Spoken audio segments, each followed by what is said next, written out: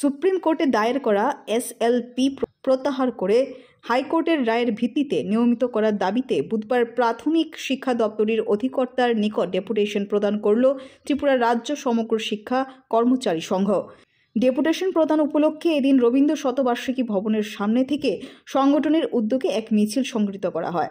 আমরা সুপ্রিম কোর্টে মামলা চালানো খুব কষ্টকর হয়ে দাঁড়িয়েছে। সেই জায়গার মধ্যে আমরা আজ ত্রিপুরা রাজ্যের আপনারা দেখতে পাচ্ছেন যে সমগ্র এসএসএ টিচাররা আজ একত্রিত হয়েছে এবং আমরা শিক্ষা আধিকারিকের কাছে আমরা ডেপুটেশনে যেতেছি যে 19 তারিখ আমরা সুপ্রিম কোর্টের মামলা উঠবে, এর আগে যাতে তারা সেই মামলা প্রত্যাহার করে নেয় এই আশা আমরা রাষ্ট্রবাদী সরকারের কাছে প্রার্থনা করছি। কারণ রাষ্ট্রবাদী সরকার প্রতিষ্ঠিত হওয়া আপনারা জানেন আজকে 7 বছর হয়েছে, কিন্তু 7 বছরে তো আমরা বেনিফিট কোনো কিছু পাইনি, কোনো টাকা আমাদের বেতন বৃদ্ধি হয়নি। তা আমরা সংগঠনের পক্ষ থেকে আজকে এসপিডির নিকট ডেপুটেশনে যাচ্ছি।